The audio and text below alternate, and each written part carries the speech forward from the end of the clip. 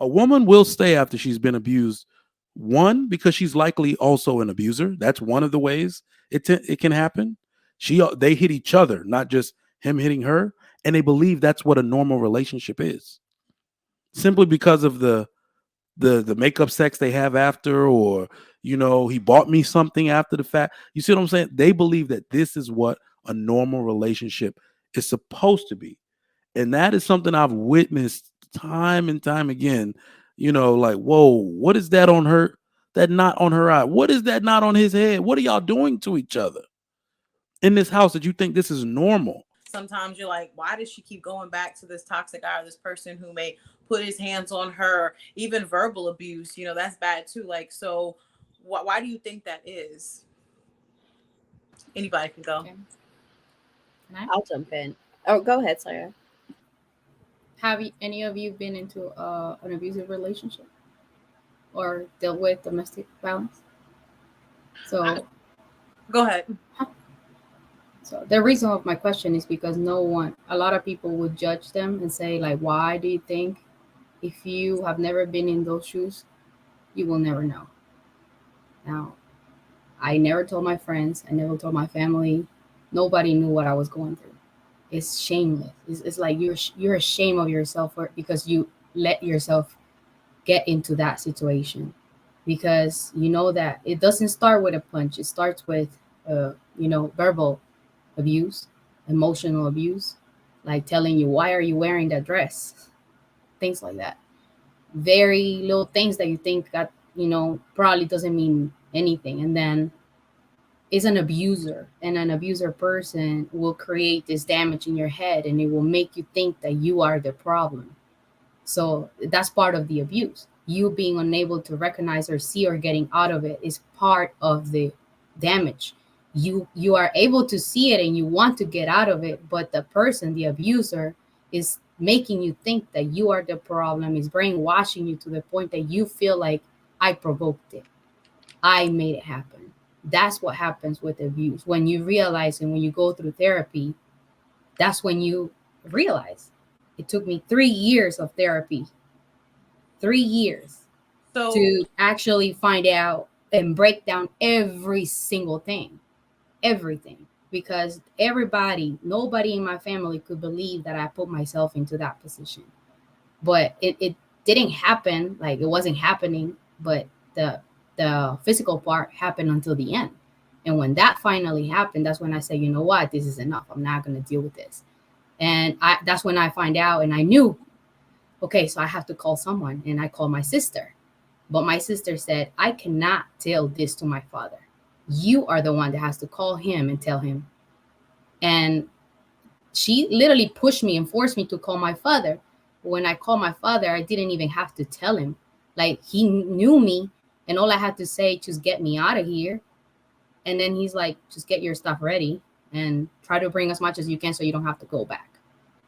So I didn't even have to explain. Till today, I haven't told my dad. He knew what was happening. And, because in a way, that was he's not going to get involved until I say something. That was his part of respecting, what I was choosing. But that's all I can tell you for, like, why is because that abusive relationship, or the part of the abuse or damages that doesn't let you get out of it, because you're thinking that you are the problem. So every time you come back, you're like, it wasn't me. Like, you're thinking, you're feeling guilty. Like, I did something to cause that. So let me try again. So let me give you an example. Okay. The first time, my daughter was 3 months, and he kicked me out of his house. He literally asked me to leave the house because, and this is personal. I don't care. People is gonna judge regardless. I don't care. Right.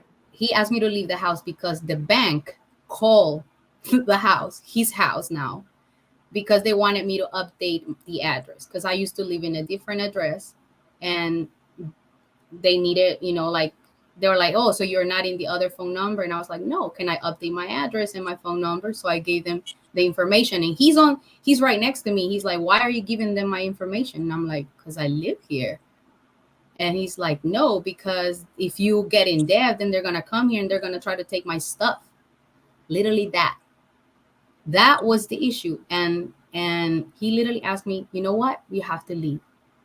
And then the proud, I'm not gonna say I was perfect. Oh, obviously it hurt my pride, and I'm like, what the heck? Okay, then I'm gonna go. I was working. And he wasn't. So I had a job, and I'm like, you know what? I'm gonna leave. That was a mistake. Yes, probably was a mistake. It was, it was my pride. It was hurt. So I was like, okay, you know what? I'm gonna leave. So I left. But that kind of expecting that's a wake up call, right? It did. It worked because he realized that he's not just losing me, he's also losing his daughter. So then, like a month later, he's like, you know what? Come back to the house. I cannot deal. And I did it. I came back because of my daughter, because I was trying to keep my family together. So I was like, you know what? All right, I'm going back. And I did. So the second time, other stupid shit like that happened. And it's like, it makes you think that you're the problem. But then if you look at it, what was the problem with me updating information? I was living in his house. I never felt like it was my house. It was my home. I was always asking, like, can I grab some of that juice? So when you're in your home and you feel like that's your home, you never ask if you can grab some of that juice. You just go, because that man makes you feel like this is your house. Anything in here is yours and you can grab it. But like that was part of the damage, that I never felt like it was home. If it makes sense. I'm so sorry that happened to you, Saida. Yeah, and I appreciate you being open enough to share that, like, and forget what anybody has anything negative to say. Like, so you either know somebody who's been through something like that, but if you're that heartless to make nasty comments, that's on them. Like, but does anybody else have anything else to add? Yeah. So Got into a so physical those. altercation. He hit you. Oh, Yes, here he it is. did. Oh, Were you okay. injured? What were the injuries? You all got into a physical altercation. He hit you. Yes, he did. Were you injured? What were the injuries? Yes, I was injured. Black eyes. He choked me. Golf size knot. Of course, my engagement ring. I don't have that. I still don't have a ring. Memory loss as well. So after all of this, you took him back. Yes. This decision cost you how? Oh, this cost me a lot. It cost me my career.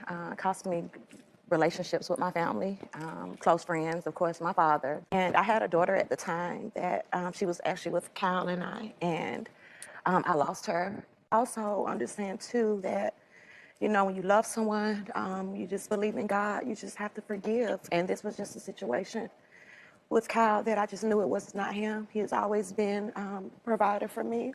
He's always cared for me. And I just think he was just out of his mind.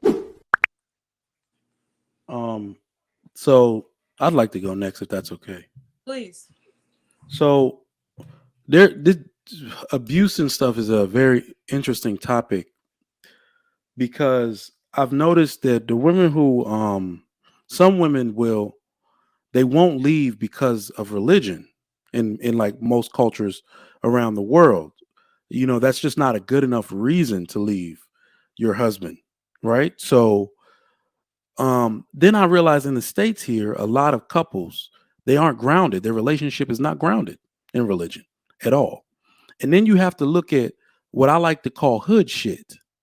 So I'm going to speak on that specific type of toxicity that I've witnessed over and over and over. And it even been like witnessed, like had to go get someone because of it before. So this hood stuff that I'm talking about, it's very weird and it's very toxic. A woman will stay after she's been abused. One, because she's likely also an abuser. That's one of the ways it can happen. They hit each other, not just him hitting her, and they believe that's what a normal relationship is. Simply because of the makeup sex they have after, or he bought me something after the fact. You see what I'm saying? They believe that this is what a normal relationship is supposed to be. And that is something I've witnessed time and time again. Like, whoa, what is that on her? That knot on her eye? What is that knot on his head? What are y'all doing to each other in this house that you think this is normal? And you want to have a talk with either the woman or the dude, like, yo, this is not healthy. This is not the way a normal relationship is supposed to go. When we get married, it was like, marriage? What? It's not going to get better. It doesn't make anything better, So that type of toxicity, I think, has become I'm sad to say, normal outside the bounds of religion, marriage, and everything that's traditional. All of these toxic trends can grow in relationships, right? Because everyone is literally running away from traditional norms, acting like they don't want to be guided by it. And these are the plants that grow. I've never been in an abusive relationship, thank God. But my mother was. My father was horrible physically and verbally to my mom. Um, I then moved to Trinidad and Tobago, where my mom is from, and was partially raised there by my aunt and uncle. And I was able to have a wonderful upbringing from them. The only memories of my father are him yelling and being physical with my mom, sadly. Um, my mom, she's a very strong woman, and she talks about how in those times she grew up with her, mother and father in the home. So she desperately wanted that for myself and my younger brother, who was 3 months at the time. So she kept going back because she had that vision in her head, mother and father, mother and father. I need to give that to them. Also, he had power over her immigration papers.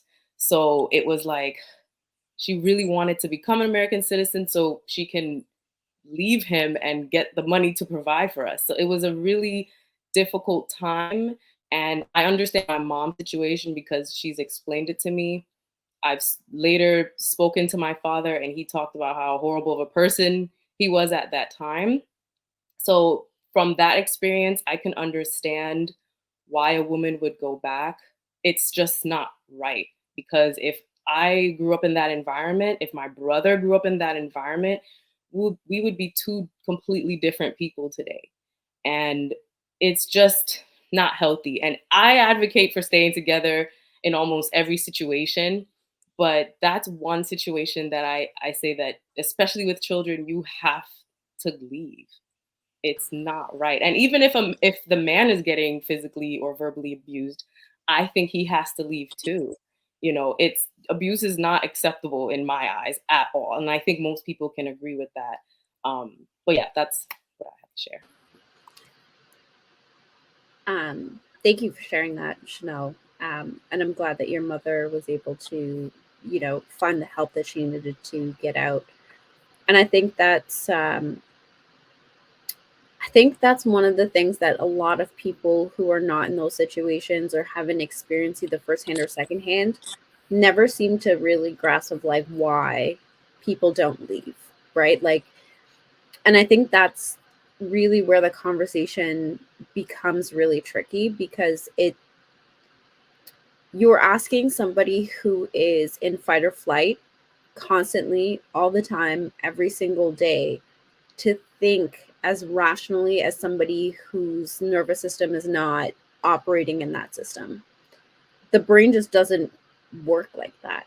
It can't receive and process information when you have time to relax and calm down, or like have a moment to like gather yourself, than when you're constantly in a state of, when is it going to happen again? Or even like in gaslighting situations where you're never sure what is grounded in reality and what is kind of being processed, you're told is reality, right? And I think the last statistic I heard is that the statistic is about women because there just aren't enough statistics about men in abusive situations, right?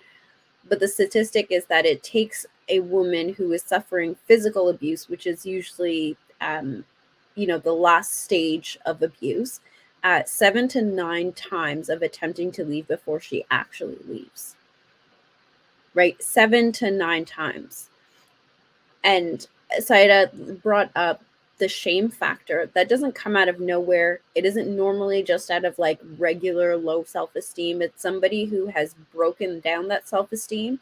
It's somebody who has isolated that person from any sort of support network, and is the only point of contact of any sort of validation or security, right? When you are controlling enough over somebody else of how they think, how they feel, where their income is coming from, their safety physically, psychologically, all of those things in tandem, like that person is so out of sorts that they oftentimes can't make decisions for themselves. Their brain operates as if like a childlike state where they become dependent on this person. And so like telling people they just need to leave, I think can sometimes really minimize that and add to that shame factor of like, well, why don't you just leave? I think if most people could, if they could actually process the abuse, they would. I don't know any rational person who feels safe who would choose to stay in that situation. Like it's a setup, and like Saida was saying, it's a slow burn to get somebody there. It's very subtle, and it builds so subtly that it takes being out of the situation sometimes to be like, oh, that wasn't okay, right? And I think that not there's a thin line between condoning it and excusing it, and having empathy and grace for people who just need a little bit more time to understand like this isn't good and this is how you get out. Totally true. I Oh, agree. sorry. I agree. Especially because when you said that it starts gradually and so smoothly with little things that my hair is very curly. Like, why do you have to buy so much hair product? So much hair product? Like, just cream for my hair and that's it. So then I wasn't buying the hair product, and then my hair is all messed up, and then it's pointing at flaws, like physical aspects, imperfections that, oh, you're this, you're that. When I was pregnant, he would say like things, and it's like, it was funny because in my pregnancy it was the opposite. I was going through really risky pregnancy, so I lost a lot of weight. And when he saw me that I looked better after my pregnancy, he started to feel more insecure, that he needed to put me down to make himself look better and feel better about himself. So those little things like that I totally agree with you. That's part of the process. But something that I wanted to mention, that on the video she says that she feels like she needed to be back. That it's not him. It's probably something, he's out of his mind or something, taking over him. Like, because you get to think those things. He's gonna change, or I'm gonna make him change.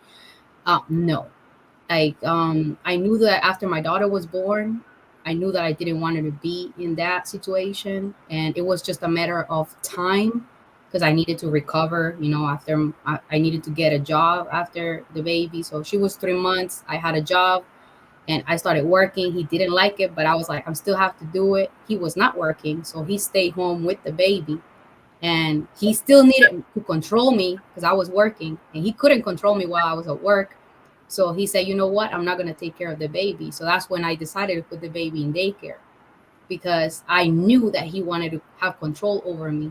But I was aware, I was still conscious that this could happen. So I was just trying to like, hey, this is a matter of time. I need to figure it out. When am I going to leave? Because I was trying to get myself out of that hole by myself, because I was like, I put myself in this situation, so I'm going to get myself out of it. Instead of asking for help. I could have done it quicker. It's just I was ashamed to ask for help, but I was aware. So I was living in his house for like 6 months, and like no contact. We probably like we didn't even talk at all. So this is something that I wanted to share as well. After I left, I never had intentions to go back with him. We'd never been back ever. And I always say he could be the last person in this world. I would say, fuck humanity. I will not procreate with that man. Never. Fuck humanity, for real. But this is the funny thing. I mean, hold on. So he had another woman. She used to contact me. She used to call me. And I thought that she was genuinely trying to find some help, because she thought that I would be empathetic for her, and I was. But in a way, I was like, just, you know what? He's not gonna change. I'm so sorry. I cannot tell you to leave, but what I can see is that he hasn't changed. So I was not saying leave. I'm just saying he has not changed. And in my mind, I knew that he was not gonna change. They have a baby. They had a baby, and she abandoned the baby with him. And that right there made him change so much, to the point I have forgave him. You know, I forgave. He's the father of my daughter. I never stopped him for coming to see her. Like whatever we happened between us, my daughter has no idea. I never talk bad about him. I never stopped from, you know, he's the father of my child, and I always wish him well. I forgave him. But when this happened, I think I mentioned it the other day on the live too. He's now raising this kid on his own, and he asked me for forgiveness because he said that he's now going through every little thing that he put me through, and he now recognized that his son needs a mother. And he noticed that I was being, you know, like caring for his little boy, like I'm welcoming him, like I'm kissing him, hugging him, like he's welcome every time that he's around. So I told him, hey, you need to teach him how to speak. He's 3 years old, he's not speaking, he's not saying anything. Like you need to, like, hey, let's teach him the numbers, ABCs and things like that. So he now is kind of like, every time that he sees me, he's like asking for forgiveness. But you know, I forgave him a long time ago. What I'm saying is that it required for him to go through all this pain on his own to be able to say, you know what, I kind of effed up, and I still think that he would do it again. But it's I crazy. think that Good for that you. takes so much like courage and love. Like I can't even explain to you, because I'm just gonna be real with you. I would not be able to do that shit. I would, even if I forgave you, I don't know if I would be able to help you out, because like you did me dirt. So like you're like an angel human to me, honestly, because I don't think, and I might be able to speak for a lot of women. I don't think most women would do that, given the circumstances that you had to go through. So like that's really sweet, and I love to hear it. Like I remember you telling that story yesterday. I didn't know that child, you know, that was an abusive ex of yours. So that's like kudos to you, honestly.